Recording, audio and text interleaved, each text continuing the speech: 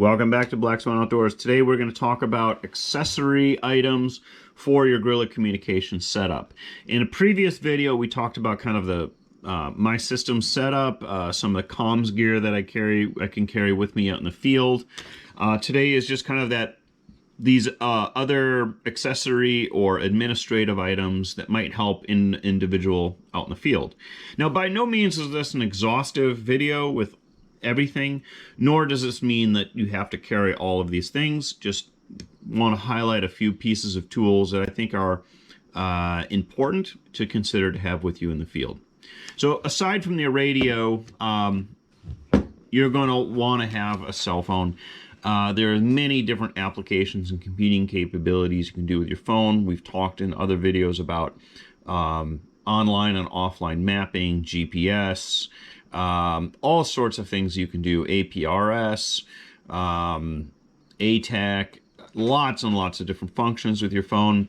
So much so that I think that depending on your security concerns, phone is a very significant accessory item. Where there's a need for security, you can certainly carry with you an RFID bag, or an RF bag, or a Faraday bag, as sometimes they're called. This one's by Mission Darkness. I have this in many of my different videos. I can slide my phone right into this thing and slide it into my plate carrier if I'm carrying that with me, or throw it into my bag. This allows me to keep my phone on and safe at the same time. So lots of uses for this. Definitely a critical piece of gear.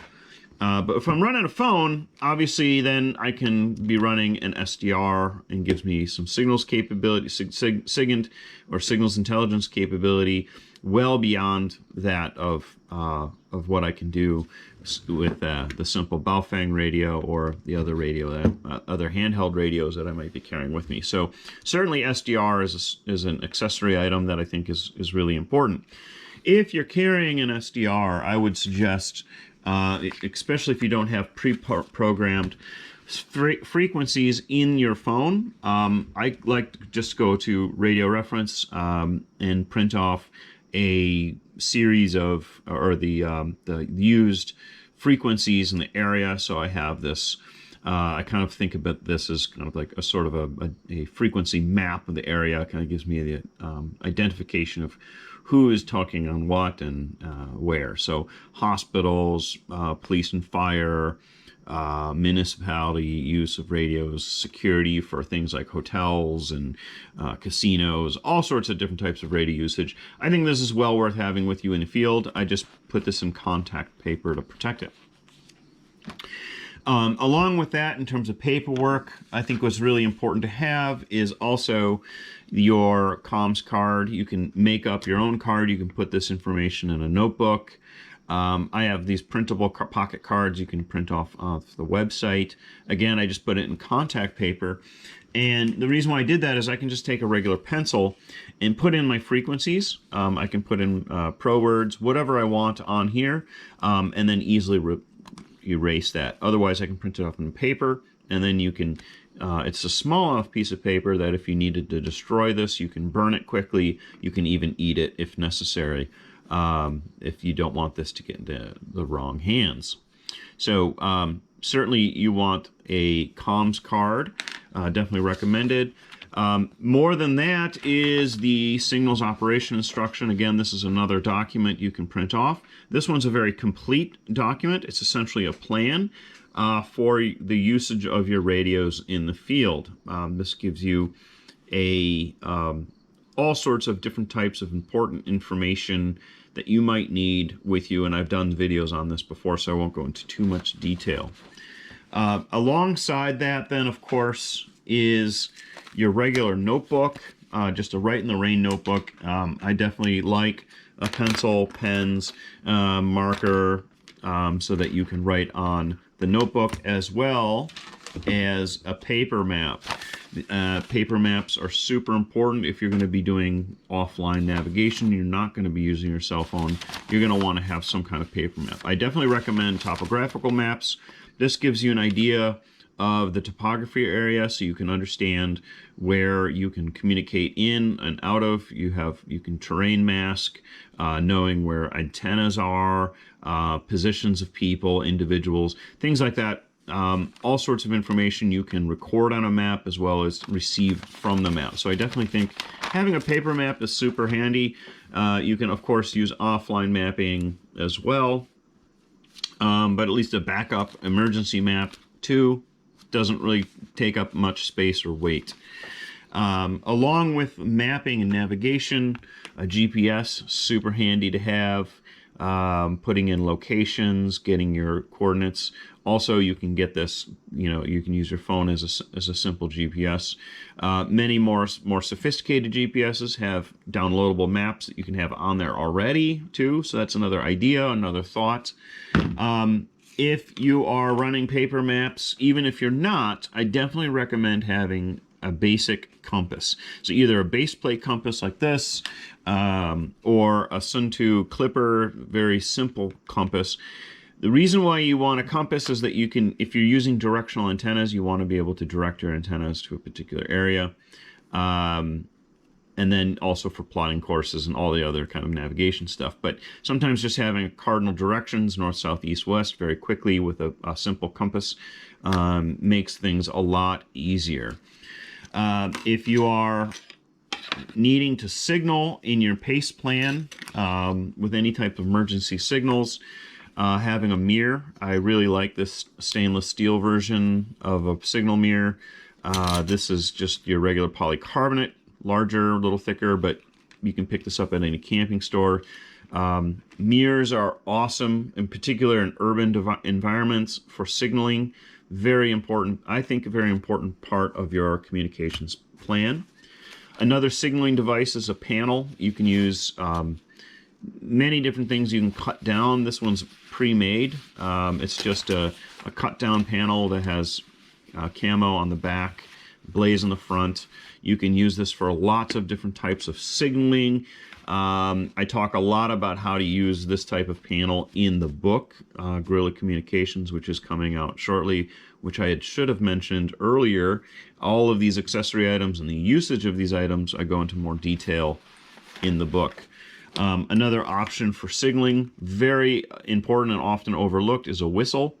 Whistles can have many different functions in the field, especially if an area is extremely loud. Having a loud whistle to go over those noise is also important. Illumination, having a headlamp or a flashlight, something in low light areas, particularly in urban areas. Often we don't think about the importance of flashlights, but in areas where if you're in a building or alleyways, there's many different darker areas, obviously in a city or any places in low light conditions. You'll want to have a headlamp or a light that has a primary function with a red light. That's going to be super helpful. Alternatively, or with that then would be just a simple little keychain light, LED light, red as well. This is going to be very, very helpful. If you don't have a red light on your flashlight, definitely carry a little red light that you can use as a backup light and also use for managing your light discipline and still being able to see in the dark. Another note-taking device that I like are my note cards. I'm going to do a video on these cards in more detail, but essentially it's just a note cards that have contact paper. Again, I can just take a pencil and I can write on there and I can erase. And on the back has notes for radio use, so Morse code, phonetic alphabet, repeater programming notes, APRS notes, things like that that might be helpful out in the field. So certainly something helpful. Another thing that I really like is my Winson Telemeter. This is an analog computer. This does lots of different functions for navigation, particularly in urban or rural environments. Where this relates to radio communications, and I'll do videos on this specifically perhaps later, is you can get your range. So I can figure out line of sight communications if I'm communicating from one location to the next. I can figure out the height of a building. And why I'd want to do that is that I can actually, if I know the height of a building, I can actually send my signal up and over a building or any kind of obstruction to be able to communicate across a building. I can communicate easier through glass if I'm up in like a high rise, for example, knowing that angle that I'm shooting a directional antenna through glass instead of that glass obstructing it. If I go through at a particular angle, I'll be able to know how to propagate through that glass more effectively. I can also measure angles for antennas. Many different types of antennas require very specific angles in their construction. And then lastly, I can use this for translateration or triangulation. So if I'm direction finding, I can use this for very accurately direction finding an adversary's radio signals on a map. So lots of functions for the analog telemeter, lots of computing functions. Relating to that then, especially if you're not using cell technology, you want to make sure you have a watch, so you're synchronizing communication plans, operations. This particular watch I like because it has another analog computer on here. So I can do many different types of computations with this. But most importantly is I have the ability to, if I'm making field antennas, to cut those antennas or tune those antennas to a specific frequencies. So I can do the math instead of in my head or with a calculator. I can simply do that with a calculator built into the watch. So that's super helpful. Last but not least then would be some kind of observation device. Again, mirror is a very important part, especially seeing around corners. There's lots of corners in urban areas. You could use telescoping mirrors. You can use all sorts of different types of mirrors are very, very handy to have. But also being able to see distance. So a small pair of binoculars or a monocular can also be very helpful in particularly in urban-based communications. So these are just some accessory items for the Guerilla communicator.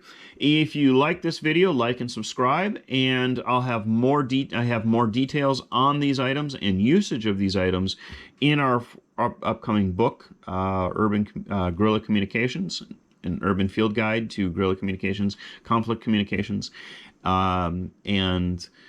please like and subscribe, put comments down below if you have something that you'd like to add to this video. Would greatly appreciate that.